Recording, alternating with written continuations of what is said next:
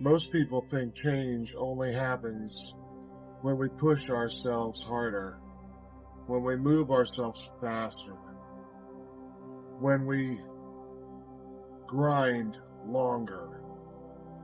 But the real transformation starts here. If your mind is scattered, your body will follow it. Meditation is a way of taking back control of your mind. It's not just sitting still, it's training your mind for daily life. The first time I personally tried meditation, Headspace was a huge app that was advertising everywhere. You couldn't get away from it. It was on TV, it was on social media, YouTube.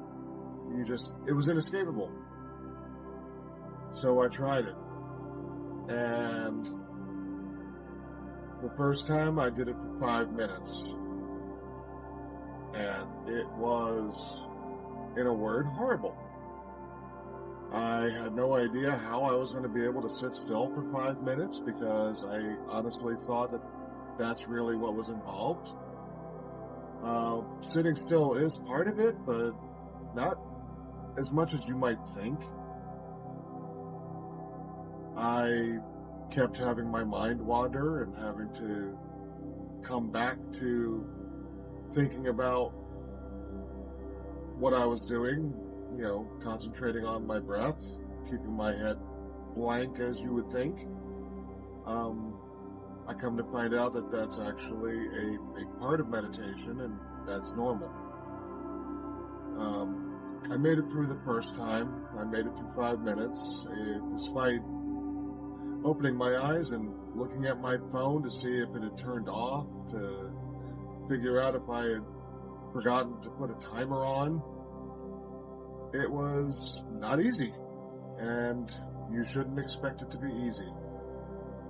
But I came back to it a little later, and I tried it again. I did a little better. And gradually, I started feeling something, where after the first time, it really didn't feel like I did much of anything. But I kept at it. So where does meditation even come from? We hear about it all the time, but it's like this mystical thing. It started with the Hindus, and it goes back thousands of years. The Hindus mention it in their texts, where it's called Dhyana. Buddhists developed Vipassana and Zen.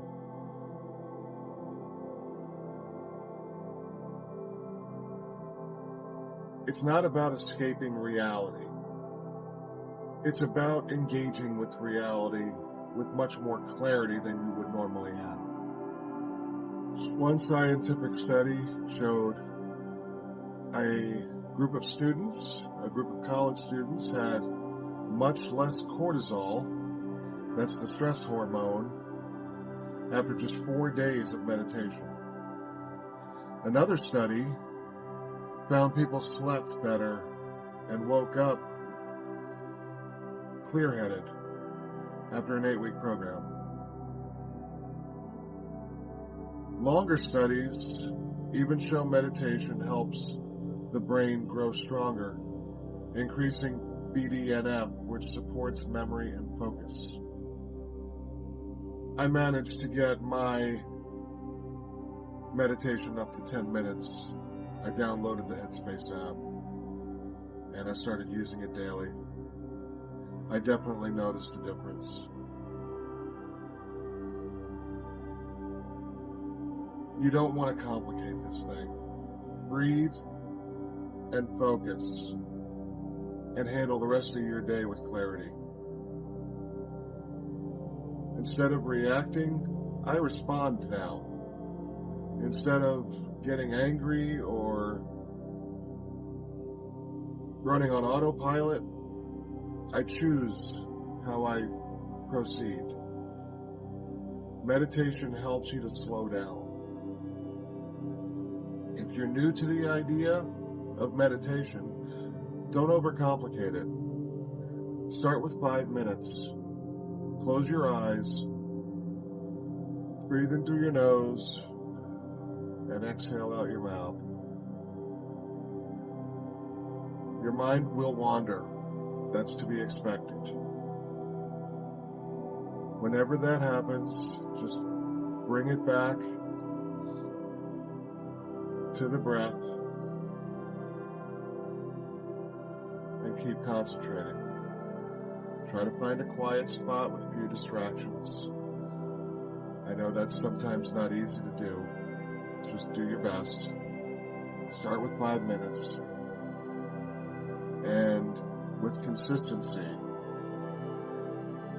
you will be surprised, you will be amazed at how your brain will function, especially immediately after the meditation is over. It's simple, yet it's powerful.